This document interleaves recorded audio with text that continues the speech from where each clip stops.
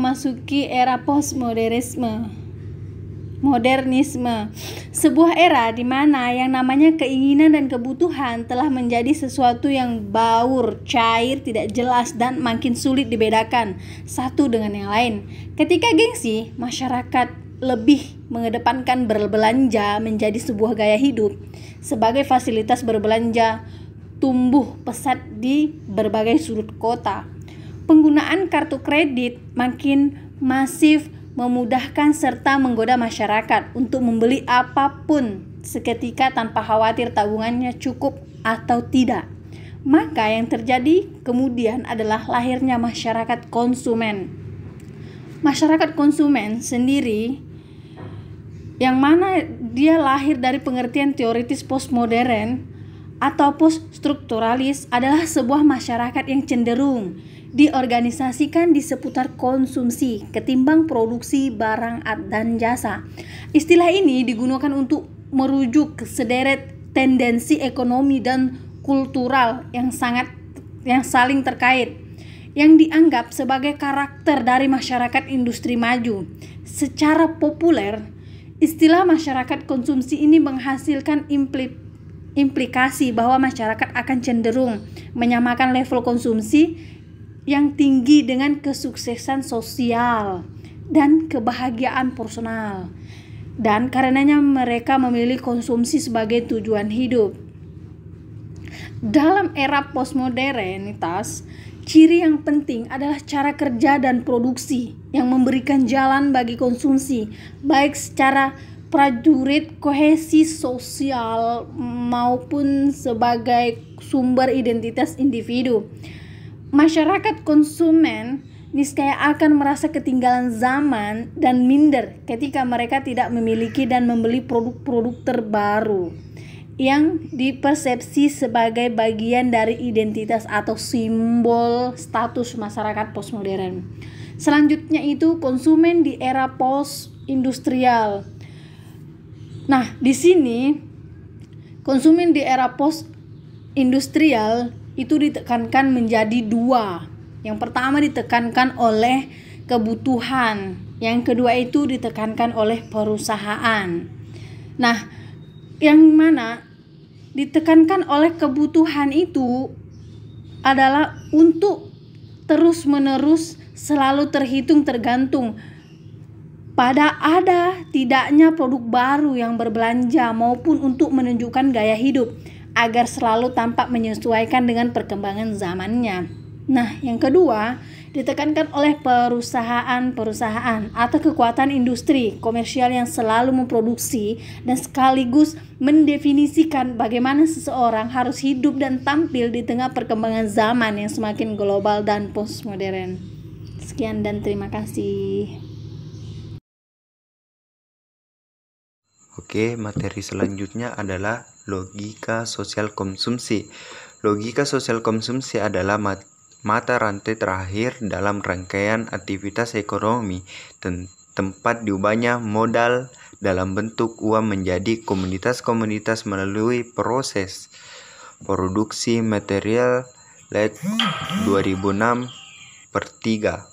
Konsumsi merupakan sebuah sistem aksi dari manipulasi tanda sehingga mengonsumsi objek tertentu menandakan bahwa kita sama dengan orang lain yang mengonsumsi objek tersebut, dan di saat yang sama kita berbeda dengan orang yang mengonsumsi objek fan lain. Inilah yang disebut Budril sebagai kode yang kemudian apa yang kita konsumsi dan apa yang tidak kita konsumsi. Jadi ketika masyarakat memiliki penghasilan lebih dari kemudian mengonsumsi sesuatu, sesungguhnya yang terjadi bukanlah sebuah kebebasan, karena yang terjadi adalah masyarakat tidak membeli apa yang mereka butuhkan, tetapi membeli apa yang kode sampaikan kepada kita tentang apa seharusnya dibeli.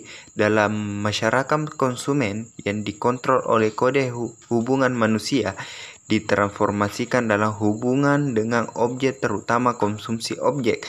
Research 2003 objek yang dikonsumsi masyarakat tidak memiliki makna dalam kaitan dengan kegunaan dan keperluannya, juga tidak memiliki makna dari hubungan yang nyata antara masyarakat. Makna objek berasal dari perbedaan hubungannya dengan atau objek lain. Dengan kata lain, ketika sebuah komoditas dikonsumsi seseorang, adalah yang terjadi sesungguhnya adalah gaya ekspresi dan tanda ekspresi, kemewahan, kekuasaan, dan lain sebagainya. Kleiner 1994. Kode dalam pandangan Boutral pada dasarnya adalah dasar dominasi dan eksploitasi. Bentuk kedua yang dikembangkan kekuatan kapital untuk memperbesar laba dan manipulasi selera pasar masyarakat konsumsi dalam banyaknya hal tidak akan pernah terpuaskan dan tidak akan mampu memuaskan kebutuhan konsumsi mereka semata demi satu perbedaan, sehingga kecenderungan semacam ini pelan namun pasti akan melahirkan masyarakat konsumer yang rakus dan mengidap ketidakpuasan tanpa henti atau tidak akan pernah berakhir. Di era postmodernisme, masyarakat ketika memutuskan membeli dan mengonsumsi sesuatu yang menjadi pertimbangan bukanlah apakah sesuatu itu berguna atau tidak, tetapi yang penting adalah makna apa yang melekat pada sesuatu itu. Tidak sedikit masyarakat lantas menjadi pemboros agung konsumtif, mengonsumsi tanpa henti, rakus dan serakah karena kebutuhannya seolah tidak pernah terpuaskan akibat pikiran mereka sendiri yang selalu ingin tampil beda. Konsumsi industri budaya dan budaya populer. Industri budaya menurut mazhab Frankfurt membentuk selera dan kecenderungan massa sehingga mencetak kesadaran kebutuhan palsu.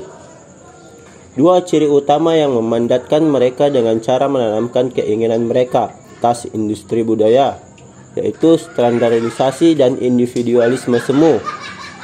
Seperti dikatakan Adorno dan Horkheimer tahun 1979 bahwa produk budaya adalah komoditas yang dihasilkan oleh industri budaya yang meski demokratis, individualis dan beragam, namun pada kenyataannya otoriter atau konformis dan sangat terstandarisasikan, merupakan kultur kapitalis seolah menawarkan keberagaman yang tetapinya sebetulnya yang menghegemoni. Yang dimaksud kultur kapitalis di sini tak lain merupakan bentuk manipulasi dan penguasaan yang secara total meresapi struktur psikis dan sosial, konstruksi selera dan juga cita rasa masyarakat, terutama terhadap komoditas-komoditas yang bermerek, biasanya tanpa sadar akan terbentuk dan dibentuk oleh kekuatan pasar, sehingga yang terjadi adalah menghegemoni budaya dan konsumsi itu. Di era kapitalis, kebudayaan dapat diproduksi secara tak terbatas, terutama karena didukung perkembangan teknik, produksi industri, dan teknologi informasi yang masif, sehingga pada titik tertentu terjadilah proses komersialisasi kebudayaan. Berbeda dengan pengertian budaya sebagai kultur adiluhung atau tradisi yang acap kali mengacu pada tata nilai dan norma sosial dan keragamannya. Dalam masyarakat kapitalisme, yang dimaksud budaya adalah budaya populer atau budaya pop yang dihasilkan melalui teknik-teknik industrial produksi massa dan dipasarkan untuk mendapatkan keuntungan kepada khalayak konsumen massa. Budaya massa adalah budaya populer yang diproduksi industri budaya untuk pasar Tujuan produksi budaya massa seperti dikatakan Adorno tahun 1991 sudah barang tentu adalah keuntungannya. Industri budaya merupakan salah satu wujud yang tersusun dari banyaknya bentuk produksi budaya komersial. Praktik keseluruhan industri budaya mentransfer terang-terangan motif laba ke dalam bentuk-bentuk dalam pandangan Ben Enger tahun 2003. Di masyarakat postmodern, industri budaya telah menjadi faktor ekonomis dan politis yang krusial pada masa kapitalisme akhir yang mampu mengalihkan perhatian orang dari masalah yang sebenarnya mereka alami, menawarkan solusi palsu yang diproyeksikan ke dalam kehidupan, karakter fiktif, dan terdoktrin ke dalam harmoni musik. Cerita film atau buku Enger tahun 2003 halaman 184 budaya Lawson and Phillips tahun 2002. Sekian, dan selanjutnya akan dilanjutkan oleh teman saya. Objek konsumsi masyarakat ada dua. Yang pertama yaitu mempercantik tubuh yang enak dipandang atau good looking. Yang kedua, seksualitas.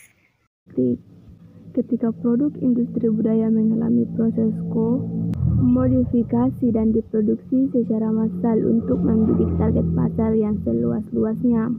Salah satu konsekuensi yang tidak terhindarkan adalah munculnya perilaku konsumsi yang sinergistik atau synergistic consumption. Yang dimaksud dengan konsumsi sinergistik di sini adalah gabungan dari sekian banyak aktivitas, leisure, hobi, dan perilaku kerajinan. Seperti menonton filmnya, membeli mainannya, membeli novelnya, memakai kostum, membeli dan bermain video game, dan menelusuri web interaktif. Bagi kekuatan kapitalisme yang diproduksi budaya dalam skala massal, perilaku konsumsi yang sinergistik biasanya memang sengaja didorong perkembangannya. Bukan saja untuk mendongkrak offset penjualan, tetapi juga dalam rangka merangsang tumbuhnya perilaku konsumen yang makin loyal, adaptif, dan juga terdiferensiasi ke berbagai macam produk budaya yang makin renik, saling berkaitan dan memengaruhi. Oke, saya akan melanjutkan materi selanjutnya tentang faktor dibalik kemunculan masyarakat konsumen. Masyarakat konsumen muncul dan mengalami proses perkembangan pesat ketika jam kerja masyarakat di berbagai sektor perekonomian menjadi masyarakat konsumen. Dalam masyarakat postmodern, tindakan mengonsumsi sesuatu di era masyarakat postmodern dan di era masyarakat konsumen. Ya, mungkin itu saja penjelasan dari kelompok kami. Lebih dan kurangnya mohon dimaafkan. Wabillahi taufiq wal hidayah. Assalamualaikum warahmatullahi wabarakatuh.